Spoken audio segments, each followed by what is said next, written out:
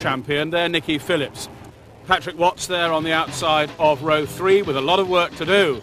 This confirmation of the way the grid lines up. Kay and Churchill and the Hondas on the front row, Morris and Phillips and Volkswagens on row 2. Inside of row 3 alongside Watts is David Pitcher's Vauxhall Astra. Rolling start, remember, for Esso Superlube Saloon Car Championship races. Churchill on the inside, James Kay on the outside. Down the start, Patrick Watts in car. We are with Patrick in the Peugeot 309 GTI. We can see him to the outside of the track at the moment with the little James Kay Honda leading. John Morris tucks right in behind James Kay. Terrific start there from John, up into second place, and right in the middle of all that dust there looked like a roll to me. Wait until the dust clears and see exactly who it was. What a lot of dust he created. It's now 77, which is the Vaughan Richmond Vauxhall Astra. Well, very disappointing for him. Class leader out of the race already. Honda's now first and second, Morris third, fourth. Oh dear, we're in car with Nicky Phillips. He's fourth overall, second in the class. The car to the grass there was the Peugeot of Patrick Watts. He will be with us. I'm trying to catch a view of him in the mirror. Oh, a bit of sideways motoring there from John Morris. And where's he gone? He's gone to join the marshals in the marshal's post on the exit of Shaw's Hairpin. Well, the two front runners then in the 2-litre class, Vaughan Richmond and John Morris, because I'm certain John Morris ain't going to restart, both out of the race already. So, overall race battle between the two Hondas. Now, third overall, Nicky Phillips just leading Patrick Watts. There's Dave Pitcher, former National Hunt jockey in the Astra. There we see Vaughan Richmond's car lying on its side. There is Vaughan Richmond in the sunglasses, so he's all right, albeit not looking mega cheerful about it all. The two Civics then with James Kay still leading Graham Churchill, with Patrick Watts still at the moment unable to get past Nicky Phillips in the battle for the 3-litre class. There's another relative newcomer to the championship, which is Alan Letts in the Lance Owen Astra we saw there too. Back though with these very quick little Hondas. Note of course, something I haven't mentioned of course, is that the Class D cars are ahead of the Class C cars. These little Hondas really considerably quicker, much more on the pace than the Volkswagen and the Peugeot. We're inside with Patrick Watts. Just see how narrow the Mallory Park circuit looks as we get a replay of John Morris getting very sideways. I think he might have just got a gentle tap there from one of the other Golfs. He thumps the barrier pretty hard, but from seeing that in slow-mo, I'm pretty certain that John Morris will be okay. Back in car with Patrick Watts, the left-hand drive Peugeot 309 GTI. There's the two Hondas overall race leaders. James Kay still with the upper hand over last year's class winner Graham Churchill.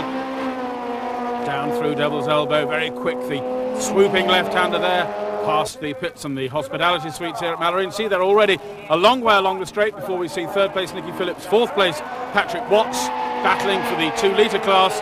Phillips at the moment in the 7-12 Autos car with the upper hand. Their third in Class D is 82, which is the Hereford Honda dealer Richard Waugh, and John Morris even got going. Well, I said earlier on I wouldn't have thought John Morris would have restarted, but he did, so, and the car looks hardly damaged as well. Tough little motors, these Golfs. Back in car with Nicky Phillips leading the 2-litre class at the moment.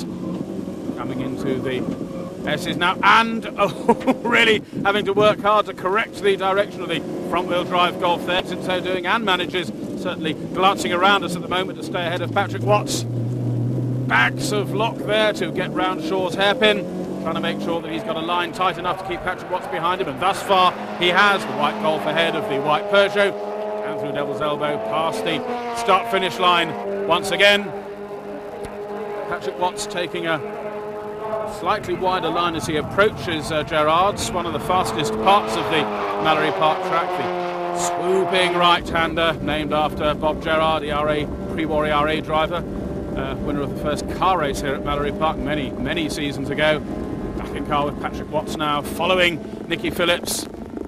See a little tap as we're on the rumble strips, and this time as we come along the back straight, along step straight, diving for the inside at the end of the straight. Patrick Watts goes through into the lead of the 2-litre class, but Nicky's right with him. Nicky Phillips gets alongside as they come up the hill towards Shaw's Hairpin. Can Nicky Phillips drive all the way around the outside of Patrick Watts, or indeed break later and get a tighter dive down the inside on the way out? Well, no, he doesn't do either of those things.